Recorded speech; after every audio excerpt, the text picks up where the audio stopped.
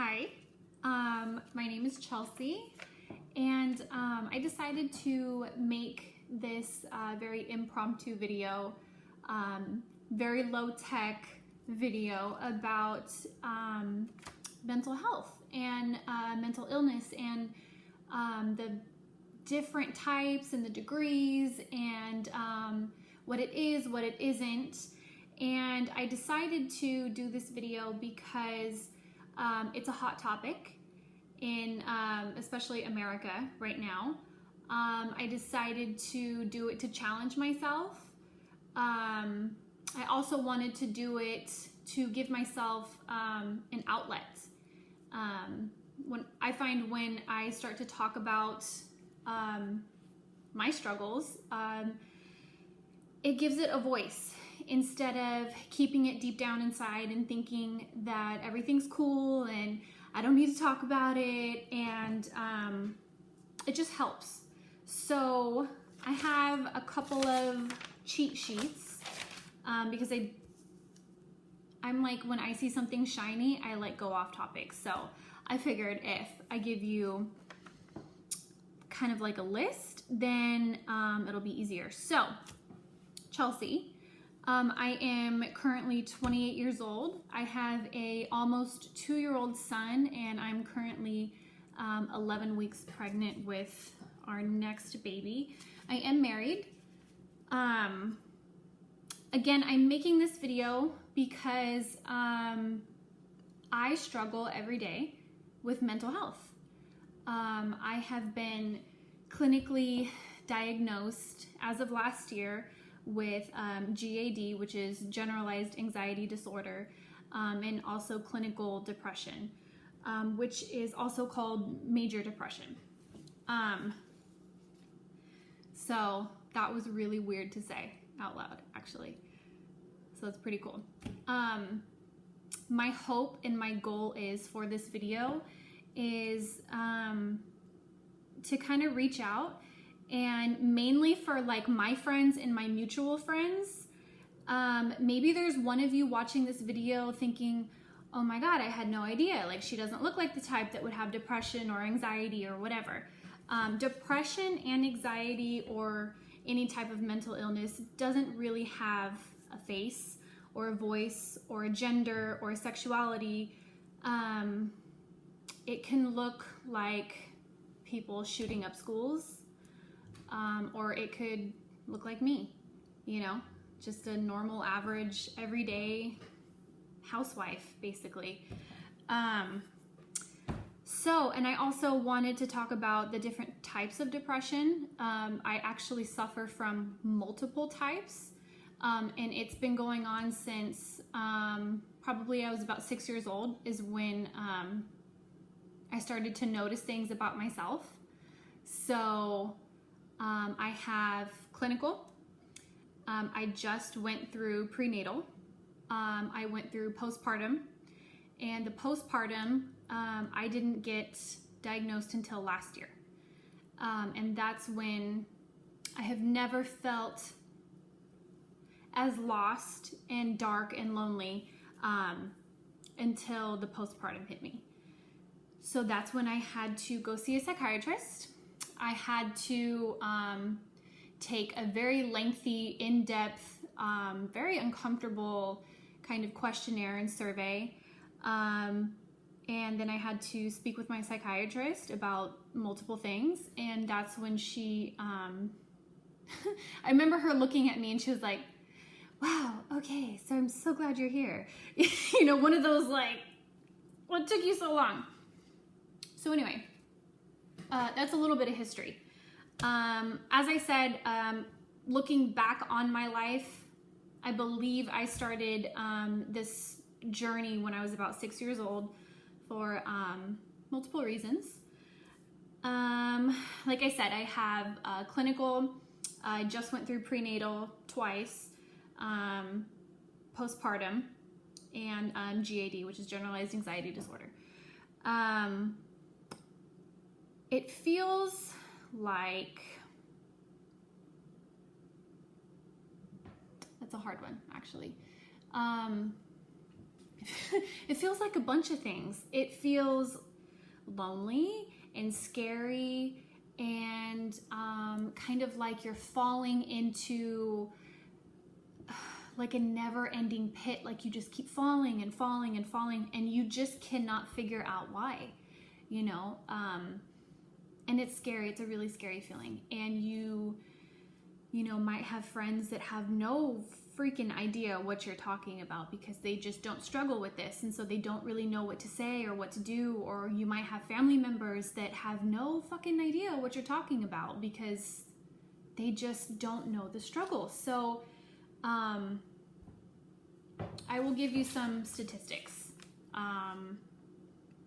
In 2016, there were 16.2 million adults in America suffering from major or clinical depression.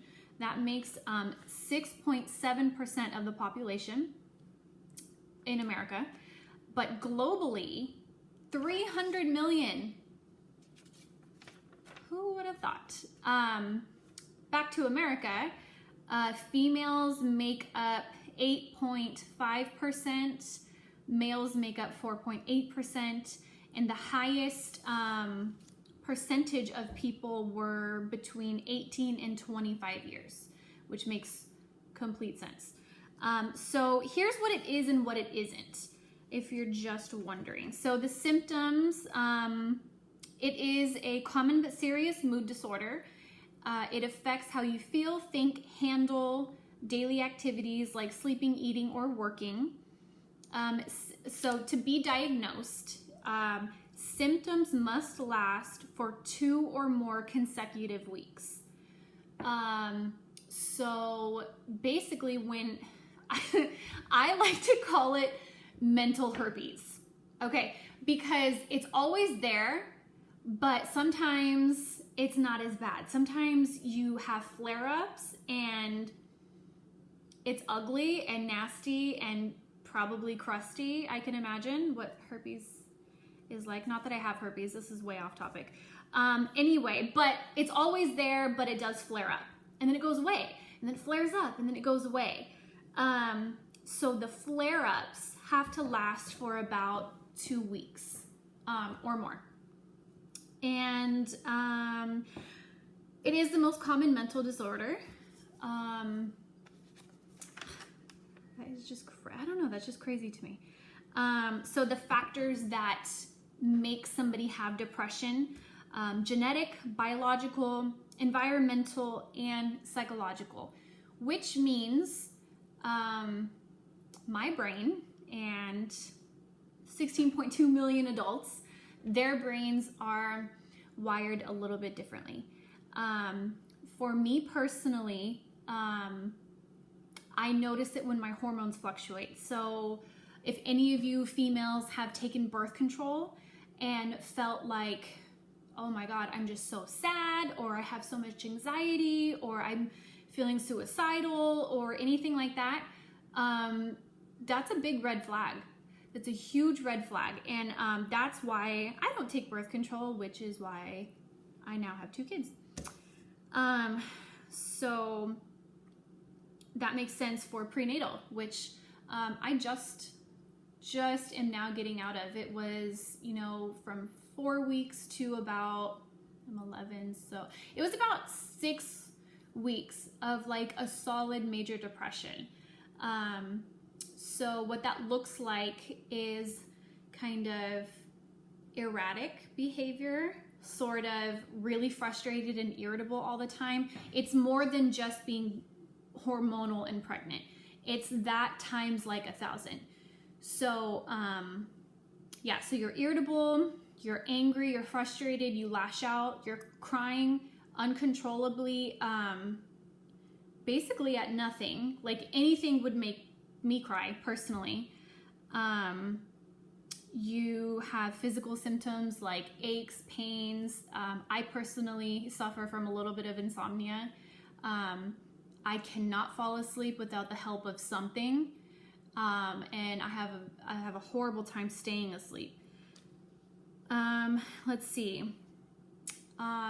There was a point in time where I didn't speak to anybody for a couple of days, and when I did, I had nothing good to say. Like, it's just a dark, horrible place to be in.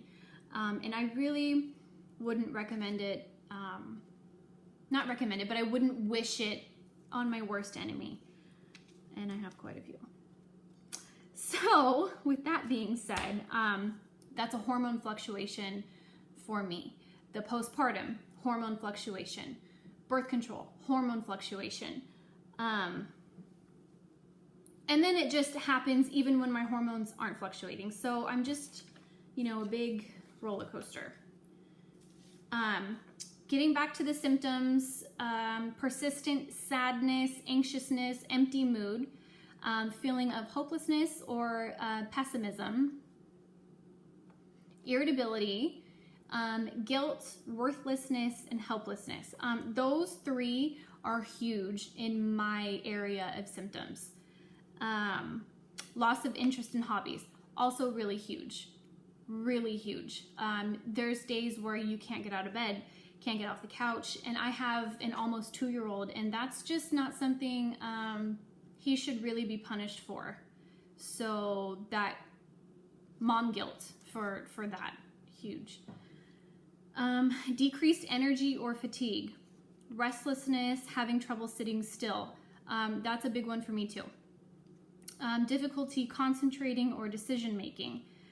Decision making, not a big one for me because I am a huge control freak. So if I don't make decisions, I start to panic. Sleeping issues, which could range from having trouble sleeping or sleeping too much or not being able to get out of bed. Appetite and weight changes. Some people eat their feelings and some people get so nauseous from the anxiety and the depression that you actually stop eating. And with that being said, I will notice, like, if I go through like my old pictures on my phone or even like a photo album, I can tell when I was going through a flare-up because my weight was fluctuating a lot. I would be really, really thin. Other symptoms are thoughts of death or suicide, aches, pains, headaches, cramps, and digestive problems without clear physical cause and do not ease with treatment. So those are the symptoms, just in case any of you feel like you have those symptoms. So here's a difference. Here's what I found really interesting when I was doing some research, and I got all of my statistics off of the National Institute of Mental Health. I don't know if it's .com or .org, but here's something I found really interesting. Males deal differently and females deal differently, which now that I say that out loud, that does make perfect sense. So for males, exhaustion, irritability, and anger. So if you notice your partner or maybe your sibling or your friend or whatever, all of a sudden is going through this like real anger, irritability stage, or maybe staying in bed a lot, not getting up, sleeping a lot, red flag. May show more reckless behavior and abuse drugs and alcohol. So I have a lot of experience with people in my past with that one. So that's 100%. So if you notice one of your peers, male peers, being more reckless or doing more dangerous things or really like drinking a lot, like, hey man, let's go out and party like all the time, like red flag, in case you care. Women, way different. Sadness, worthlessness, and guilt. And that is really, really like to the T for me. But I will tell you, when I do have a depression flare-up, when I'm not pregnant, of course, I also drink a lot. I drink a lot. Not to like where I can't function without it, but it's one of those, I do remember after I had my son, a couple months after I had my son, I would count down until 5 o'clock, where it was like socially acceptable to start drinking. And I would have like 3 vodka sodas on average. Now, I wasn't like a drunken mess, people. Okay, let's just get that clear. I was very capable of taking care of my kid. I wasn't stumbling around and all that shit, but I tolerate alcohol very highly. But I do notice that when I'm going through something like that, I will drink a lot. So that's also a red flag. So basically, those are my notes. I wanted to make this like a public thing, a public video, because I know a lot of pregnant people right now. I mean, it is something in the water in the county that I live in. Like every freaking buddy I know is pregnant. Congratulations to you all. But I did want to make this in case one of my friends is struggling with it, or one of their friends that, you know, I don't know is struggling with it. Because it's not a comfortable thing to talk about, and only the people closest to me know that I've had this for a very long time, and it's gotten worse recently with the hormone fluctuations, of course. So I just wanted to kind of put a face to it, because not all mental illness or mental disorders are people that commit really bad crimes or mass murders or things like that. I do notice that the media and the news really throw that word around, and it's, I mean, I guess I'm not sure what else you're supposed to call it, but at the same time, it sort of makes people with mental illness, just regular everyday people, just really trying to get by with their struggle. It does kind of make them look crazy. So I just sort of wanted to put a face to it, that it could look like somebody like me. It could look like your neighbor, your sibling, your partner, your parents, your school teacher, the mailman, anybody. It could look like anybody.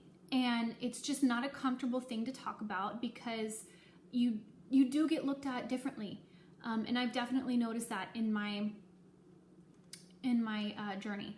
So considering this is my first video, it's not a very well-made video, okay? I will try to get better at it, and I will try not to ramble on so much. But considering there are so many different types of depression, and I've dealt with so many different remedies and things to try and help, and different types of depression, I am thinking of maybe making this kind of like a vlog, just to really challenge myself, and to, I don't know, if it can like help one of my friends or my mutual friends, like I am all for that. So I'm pretty sure I might be making another one, just individualized ones, like one about anxiety, one about medications, one about alcohol and other drugs, and one just about postpartum, or just about prenatal, or, you know, things like that. So so this was actually pretty cool talking about it. So thank you guys for sticking with me for like 20 minutes. I really hope that you share this video on your Facebook or whatever outlet you use. I don't have a Facebook, so I have no problem with this video being shared. I don't really care. I really just want to reach out to at least, if I can just get one person to be like, oh my God, that's so awesome, I feel so much better. Like, I'll be happy. So until next time, thank you guys so much.